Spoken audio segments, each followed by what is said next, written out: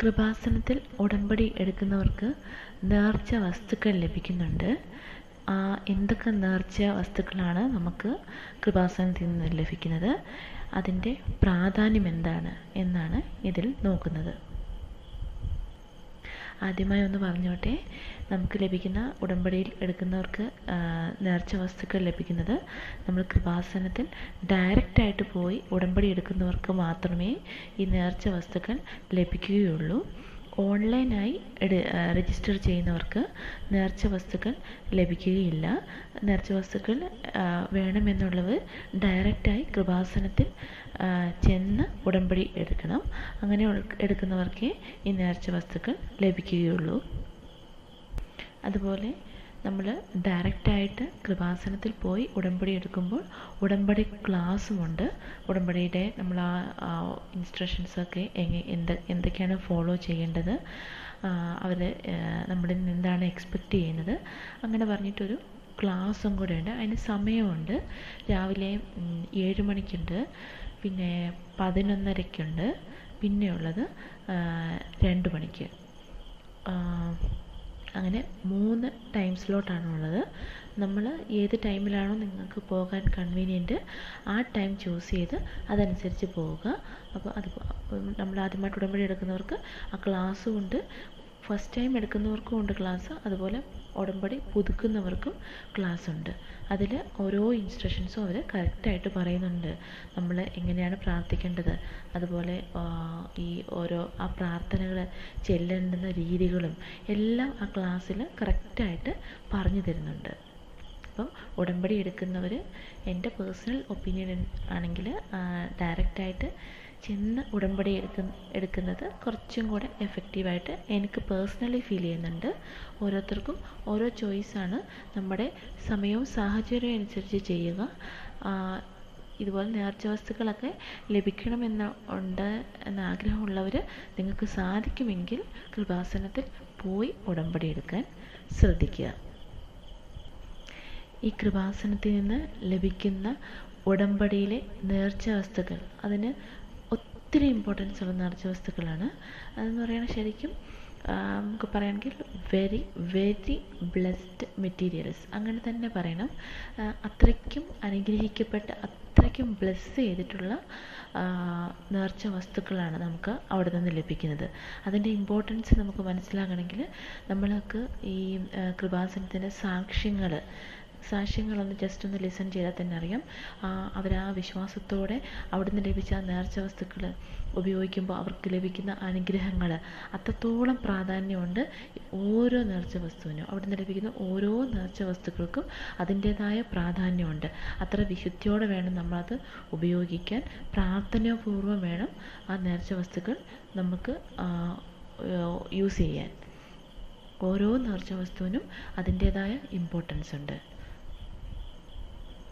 അതുപോലെ ഈ നേർച്ച വസ്തുക്കൾ ഫാദർ VP ജോസഫ്, കൃപാസനത്തിൻ്റെ സ്ഥാപകനായ VP ജോസഫ് അച്ഛൻ 12 പ്രാവശ്യം ബ്ലെസ് ചെയ്യുന്ന ഉടമ്പടി നേർച്ച വസ്തുക്കളാണ് നമുക്ക് ലഭിക്കുന്നത്. 12 പ്രാവശ്യമാണ് ബ്ലെസ് ചെയ്യുന്നത്.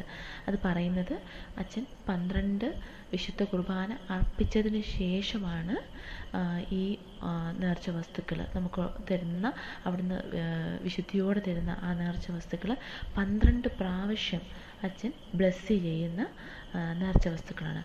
അത്രയും ഇമ്പോർട്ടൻ്റ് ആണ്. അച്ഛൻ്റെ ഒരു ബ്ലെസ്സിങ് തന്നെ ലഭിക്കുമ്പം നമുക്കറിയാം അതിന് എത്രത്തോളം പ്രാധാന്യമുണ്ടെന്ന്. അപ്പം 12 പ്രാവശ്യം ബ്ലെസ് ചെയ്യുക എന്ന് ഉദ്ദേശിച്ചാൽ അതിന് അത്രത്തോളം പവറാണുള്ളത്. ഉടമ്പടി എടുക്കുന്നവർക്ക് ലഭിക്കുന്നത് 5 നേർച്ച വസ്തുക്കളാണ്. ഉടമ്പടിയുടെ തിരികൾ അത് 2 കളറിലുണ്ട്. ഒന്ന് ബ്ലൂ കളറിലും രണ്ടാമത്തേത് ഗ്രീൻ കളറിലും.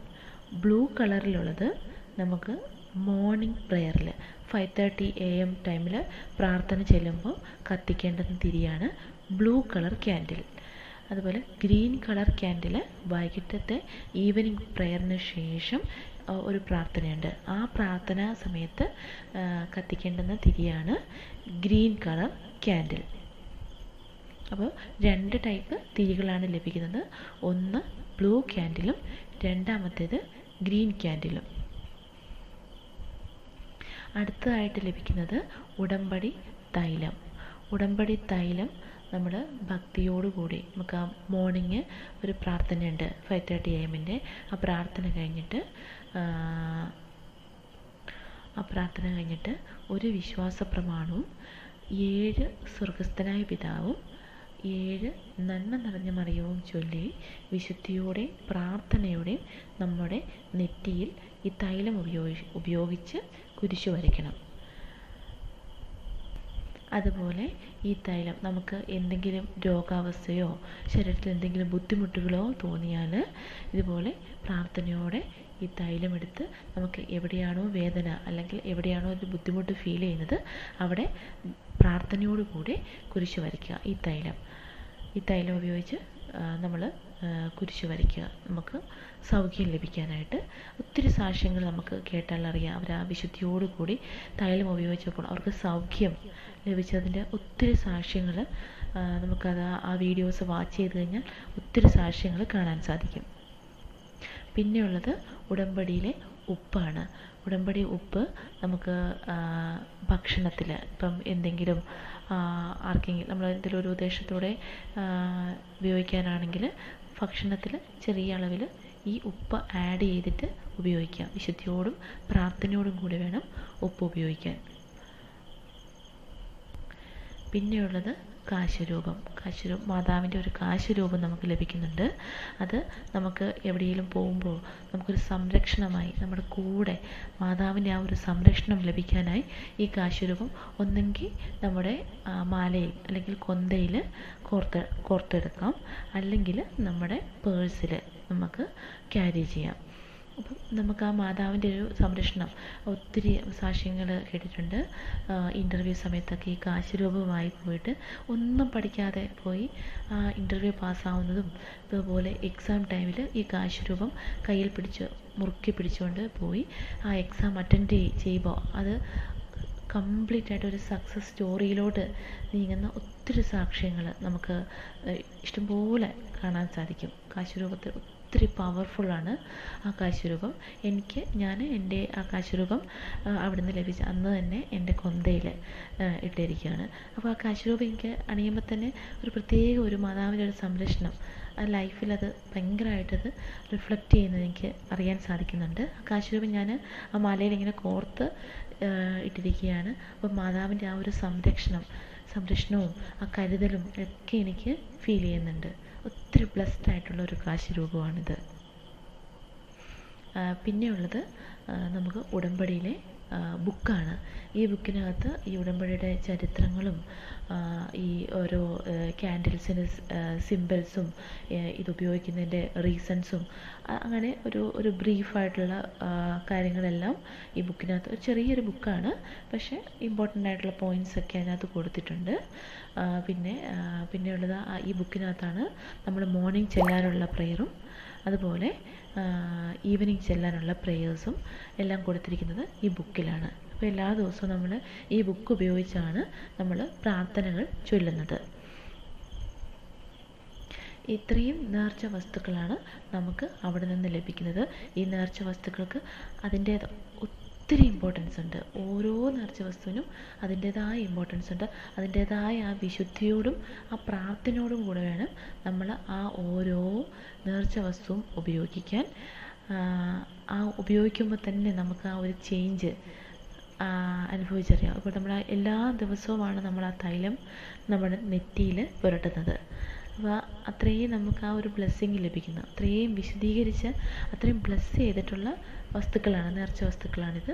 അത് നമ്മൾ അത്രയും വിശുദ്ധിയോടെ ഉപയോഗിക്കുമ്പോൾ മാതാവിൻ്റെ ആ പ്രത്യേക സംരക്ഷണവും അനുഗ്രഹവും ഒക്കെ നമ്മുടെ കൂടെ നമുക്ക് ലഭിക്കുന്നു. നേർച്ച വസ്തുക്കളെ പറ്റിയും അത് ഉപയോഗിക്കേണ്ടുന്ന രീതിയെപ്പറ്റിയും എല്ലാവർക്കും ഒരു ഐഡിയ ലഭിച്ചു എന്ന് വിശ്വസിക്കുന്നു. മാതാവിൻ്റെ സംരക്ഷണവും കരുതലും എല്ലാവരോടും കൂടെ ഉണ്ടായിരിക്കട്ടെ. എല്ലാവരെയും മാതാവ് സമൃദ്ധമായി അനുഗ്രഹിക്കട്ടെ. പരിശുദ്ധ അമ്മേ, വാഗ്ദാന പേടകമേ, ഞങ്ങളോട് കൂടെ ഉണ്ടായിരിക്കണമേ. ഞങ്ങളുടെ കൂടെ ഞങ്ങൾക്ക് സംരക്ഷകയായി ഞങ്ങളോട് കൂടെ ഉണ്ടായിരിക്കണമേ. ആമേൻ.